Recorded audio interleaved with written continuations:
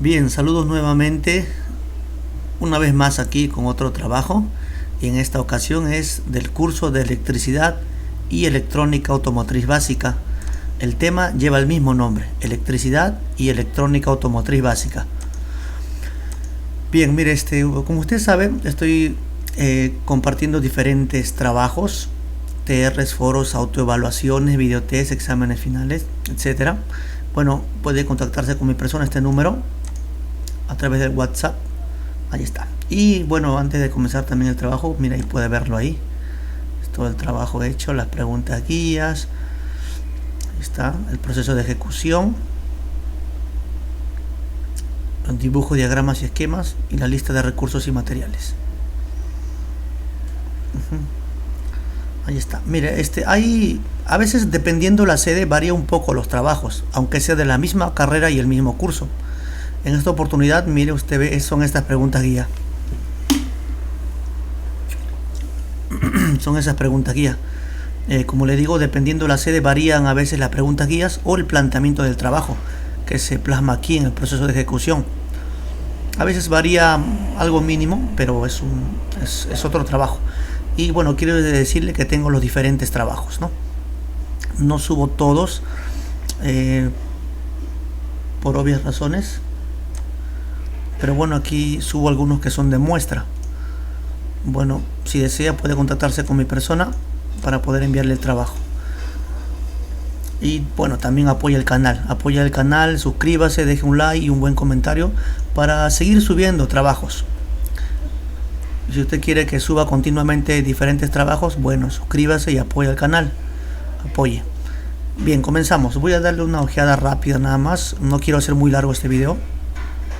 Ahí está la información general, planificación del trabajo, las preguntas guías. Las preguntas guías son 6.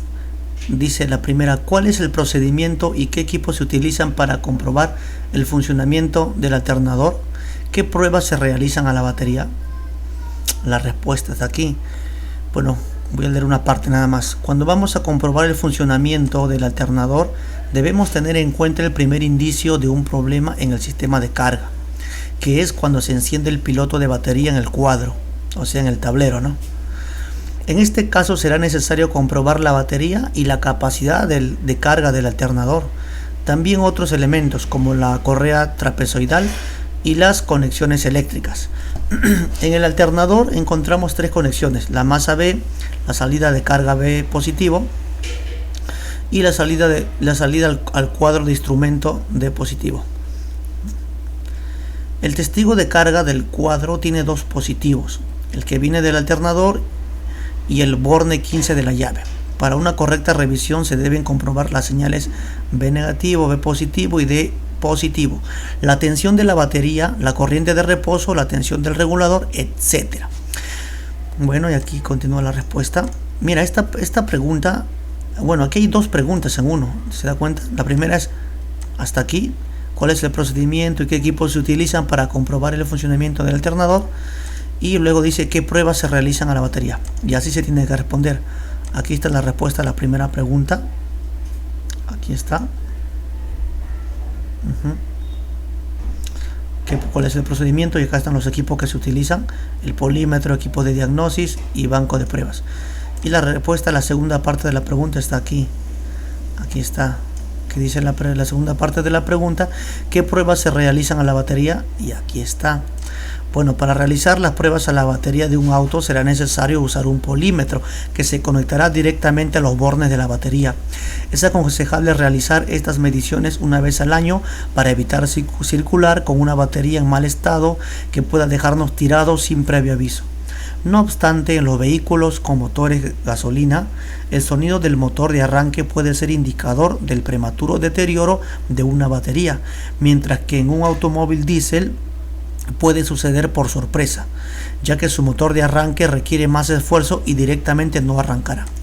Antes de colocar el voltímetro o polímetro, aconsejamos usar siempre guantes de goma o impermeabilizados para manipular la batería, ya que esta contiene plomo ácido, y así evitaremos posibles quemaduras químicas.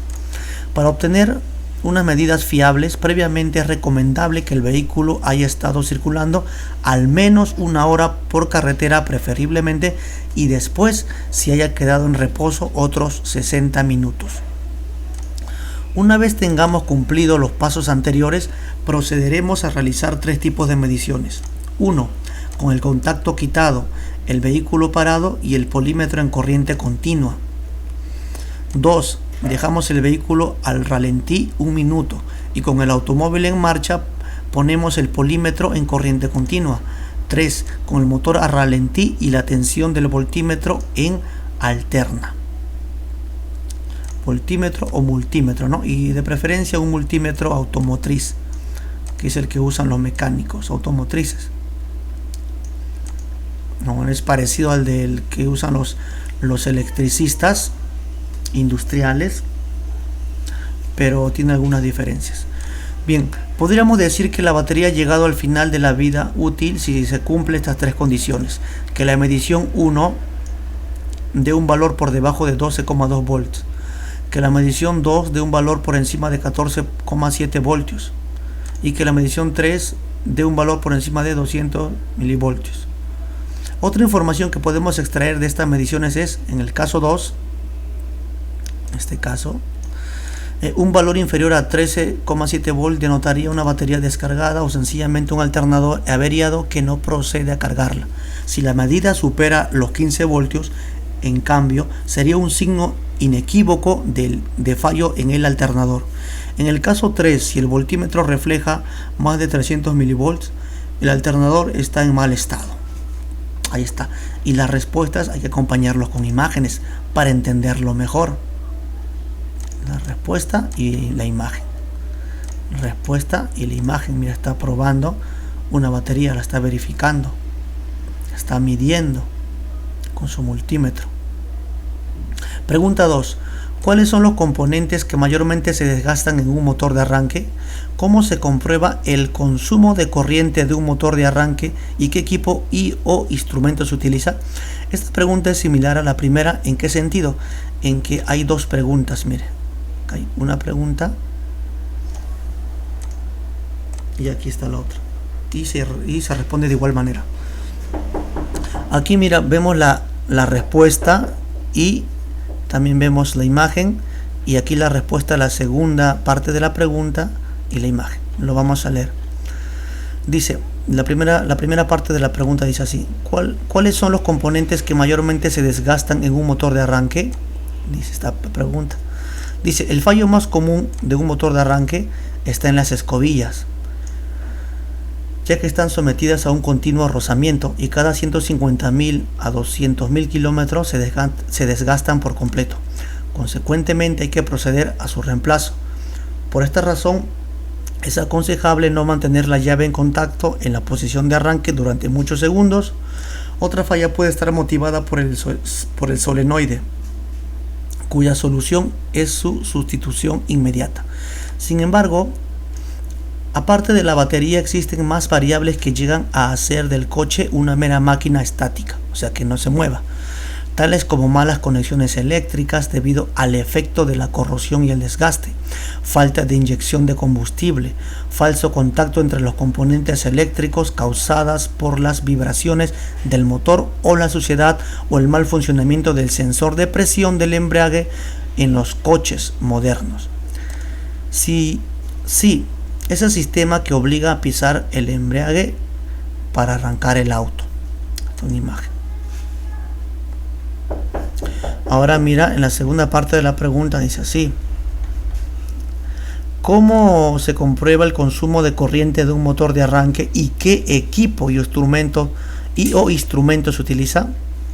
Bueno, todo lo que necesita para comprobar el consumo de corriente de un motor de arranque es un multímetro automotriz, de preferencia, ¿verdad? La tarea es identificar un circuito de consumo o una fuente de pérdida específica por eliminación, que incluso en reposo, con el encendido apagado, consume la batería.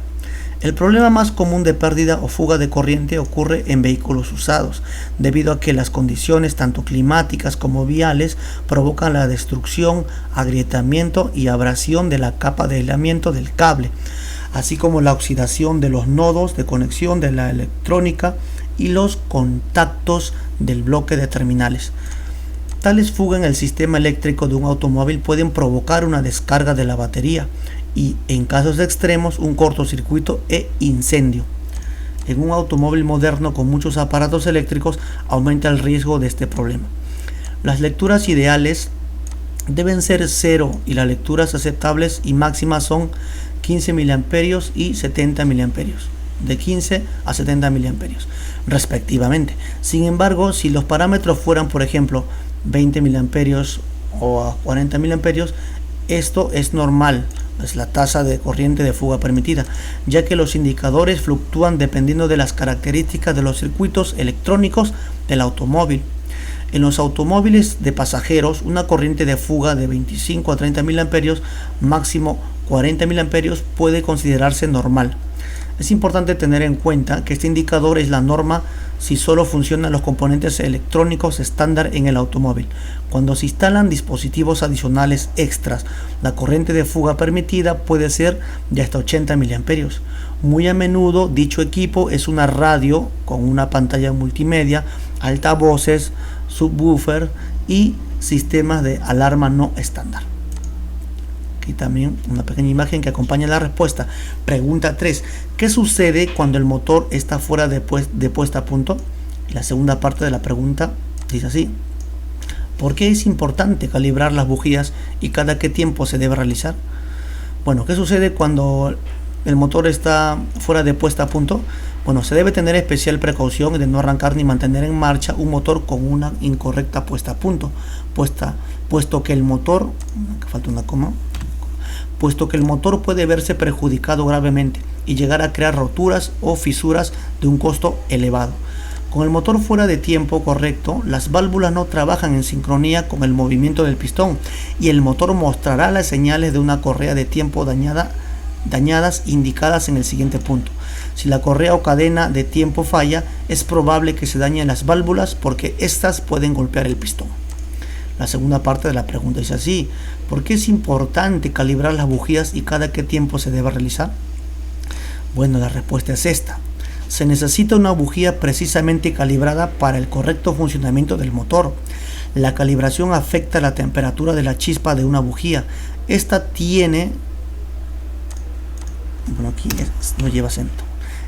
una relación directa con la gasolina y la combustión de aire en el motor.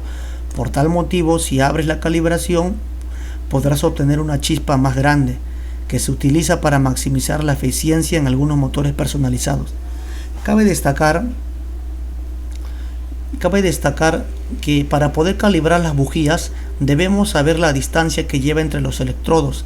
Este dato se encuentra en la tabla de especificaciones que son asignadas por el fabricante, o sea, en el datasheet. Además, esta distancia puede ser medida en milímetros o en milésimas de pulgada. En la pregunta 3, pregunta 4, también hay dos preguntas en una. Dice así la primera: ¿qué fallas se presentan en el sistema eléctrico del vehículo cuando los fusibles están inoperativos? Bueno, los fusibles en el auto son un elemento de protección en el sistema eléctrico. Si alguna vez el claxon, las luces o el estéreo dejan de funcionar, es muy probable que un fusible se haya fundido. Estos pequeños elementos ayudan a proteger los elementos eléctricos del vehículo. Si en el auto llega a haber un corto de corriente o que la corriente llegue de manera excesiva que pudiera dañar los sistemas eléctricos, el fusible se rompe y corta el flujo de corriente para evitar que la descarga llegue a los elementos eléctricos.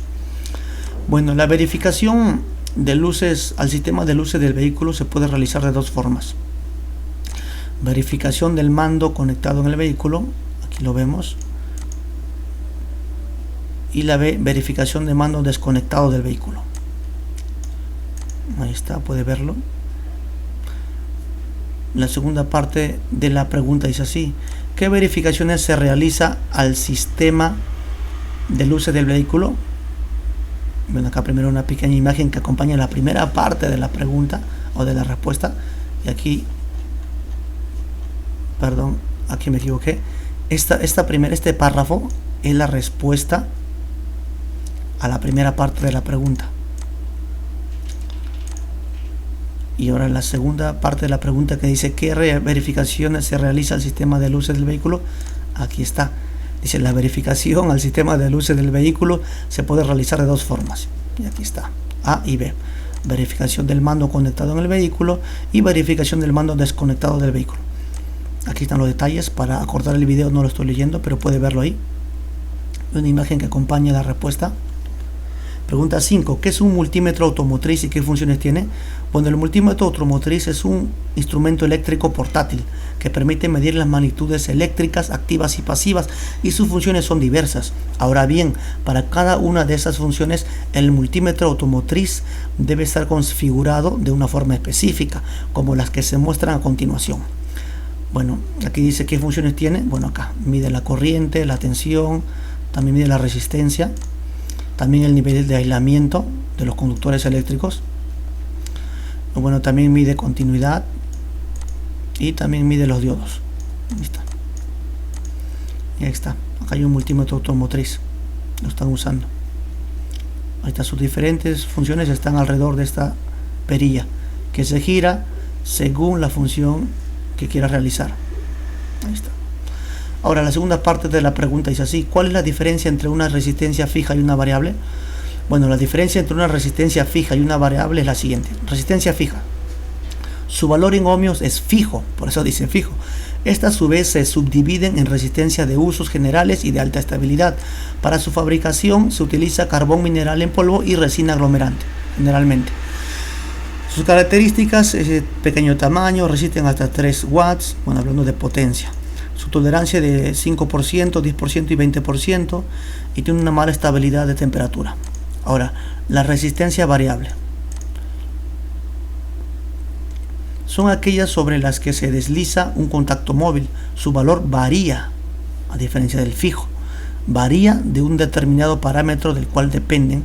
Las principales son la resistencia variables con la luz, la NTC también, que son aquellos que son variables con la temperatura de coeficiente negativa, PTC, que son aquellas que son variables con la temperatura de coeficiente positivo, potenciómetro, que son aquellas resistencias que son fabricadas con un valor máximo fijo. Con esto es posible variar el valor óhmico, o sea, de la resistencia, desde 0 al valor máximo, siguiendo una ley lineal o logarítmica. Pregunta 6. Esta es la última pregunta guía. También tiene dos partes. La primera dice así: ¿qué procedimientos deben seguirse para comprobar los circuitos integrados? Los circuitos integrados. Bueno, aquí están los procedimientos. Para no hacer largo el video, esta parte no lo leeré. Leeré algunos ya. Bueno, dice acá: las comprobaciones en circuitos integrados suelen ser complejas. Depende mayormente del grado de integración del mismo. Existen algunos métodos generalizados que nos pueden ayudar a diagnosticar un posible fallo en un circuito integrado. Por ejemplo, observar el circuito integrado quizás detecte abultamientos en la superficie, lo cual es indicativo de un posible cortocircuito en su interior. Revisar los terminales o pines del circuito integrado. Debido al paso del tiempo, los terminales suelen oxidarse y degradarse, lo que puede interrumpir una o varias de sus funciones. Ubicar el o los pines de alimentación y medir el voltaje. Se debe obtener los valores exactos o aproximados que se indican en el datasheet. Bueno, aquí por ejemplo, hacer pruebas dinámicas. Ahí está. Ahora la segunda parte de la pregunta dice así: ¿cuál es la función del diodo Zener? Mira, hay diferentes tipos de diodos. Aquí nos habla del diodo Zener en el sistema de carga y qué instrumento se utiliza para su verificación. Acá está. Los diodos Zener están diseñados para mantener un voltaje fijo a través del diodo cuando se polariza inversamente. Esta capacidad se utiliza para proporcionar voltajes de referencia conocidos, una operación importante en las fuentes de alimentación. Los diodos Zener también se usan para recortar o limitar las formas de onda, lo cual evita que excedan los límites de voltaje. El diodo Zener se fabrica utilizando uniones P-N altamente dopadas que dan como resultado una capa de agotamiento muy delgada. El campo eléctrico resultante en esta región es muy alto, incluso con bajos voltajes aplicados. En estas condiciones, cualquiera de los mecanismos da como resultado una disrupción del diodo, lo que provoca una alta corriente inversa. En una condición En una condición, la disrupción de Zener ocurre a voltajes menores que 5 voltios y es el resultado del túnel cuántico de electrones. El segundo mecanismo de disrupción es cuando los voltajes son superiores a 5 voltios. La disrupción es el resultado de un colapso de avalancha o ionización de impacto. Bueno, el instrumento que se utiliza para la verificación de los diodos Zener es el multímetro. Ahí ven una pequeña imagen. Aquí, este es el diodo Zener, su representación simbólica, el diodo Zener. Acá está, acá lo pueden ver. Bueno, hay diferentes tipos de diodos, ¿no? Y materiales con los cuales se fabrican. Aquí está el multímetro o voltímetro también midiéndolo. Esta es una resistencia, una batería que es la fuente de alimentación. Listo. Ahora el proceso, la hoja de planificación, que es el proceso de ejecución. Aquí nos pide operaciones, pasos y subpasos. Bueno, miren, acá hay operaciones. Bueno, por ejemplo, operación 1, pasos, acá están los paso 1, paso 2. Los subpasos son los que tienen puntos negros. Ahí está. Bueno, no lo voy a leer todo para cortar el video. Dice operación 1, remoción de la batería. Operación 2, instalación de la batería. Operación 3, inspección de la batería. Operación 4, desmontar el alternador. La operación 5 será instalación del alternador. Y la operación 6, la última, verificar y regular la tensión. Los subpasos o los pasos están aquí. Vamos a un ejemplo, a ver. Un ejemplo. Y operación 1, remover la batería o la remoción de la batería, que es lo mismo. Paso 1, remover los cables de la batería. Los subpasos para realizar este paso son estos: desconectar primero el cable negativo, luego el positivo. Importante, que hay una anotación. Si se desconecta primero el cable positivo de la batería, podría producirse chispas. Esto si la herramienta, o sea, con la cual se está trabajando, lógicamente, toca la carrocería accidentalmente mientras está en contacto con el terminal. Ahora, también remover los cables cuidando de no dañar los terminales. Aflojar la tuerca y abrir el extremo del terminal lo suficiente y sacar el cable directamente hacia arriba. Ahí están otros pasos, como remover la batería, limpiar la batería, comprobar la caja de batería. Y de la operación 2, que es la instalación de la batería, miren, los pasos son conectar los cables, por ejemplo. Y si bajamos más, en la operación 4, que es desmontar el alternador, podemos ver los pasos, que son desconectar el cable de tierra de la batería, remover la correa impulsadora del alternador, remover la correa impulsadora del alternador. Mira los subpasos: remover la tuerca y la cubierta del terminal B, entonces desconectar el cable del alternador. Aquí están los otros pasos y subpasos. La instalación del alternador. Ahora, al lado derecho, ¿qué se pone? Al lado derecho se ponen normas de seguridad, medio ambiente y estándares. Por ejemplo, utilizar el EPP correcto durante todo el procedimiento. Antes de realizar cualquier medida, se debe asegurar si las puntas de prueba están completamente aisladas. Se debe verificar el correcto funcionamiento del multímetro, así como de sus escalas de medida. Ahí está. Identificar el preparado y el responsable de su comercialización, tener en cuenta las medidas de primeros auxilios, tener en cuenta la medida de lucha contra incendios, tener en cuenta medidas que deben tomarse en caso de vertido accidental, o sea, de líquido de la batería, ¿no? O cualquier otro líquido peligroso o tóxico. Ahí está. Ahora, a continuación tenemos dibujo, diagramas y esquemas del trabajo que nos pedía. Esto está hecho a mano alzada, quiere decir a mano. Aquí mira, electricidad y electrónica automotriz básica. Bueno, mantenimiento preventivo de la batería alternadora, acá hay una batería. Mantenimiento preventivo del sistema de arranque, aquí está. Mantenimiento preventivo del sistema encendido, acá hay una bujía. Mantenimiento preventivo del sistema de iluminación del vehículo, ahí está todo hecho a mano. Componentes electrónicos pasivos, ahí está un diodo, Zener, una resistencia, por ejemplo, bobinas. Componentes electrónicos activos, mira.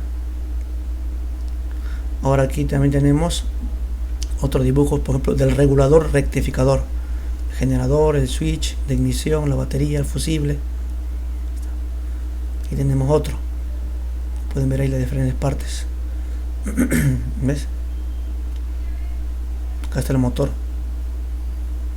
están las bobinas, acá hay un bobinado del rotor, la rueda libre, el eje, el piñón de ataque, la horquilla, están las delgas, colector de delgas, ¿verdad? Escobillas, bobina del estator. Ahí está. Aquí tenemos otro esquema. Este es el esquema del sistema de arranque del motor. Ahí está. Es el sistema de conexión. Pueden ver.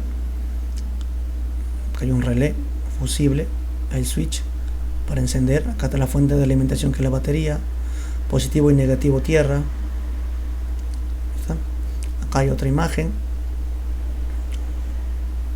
También igual del circuito eléctrico. Ahí está la fuente de alimentación que es la batería, el switch.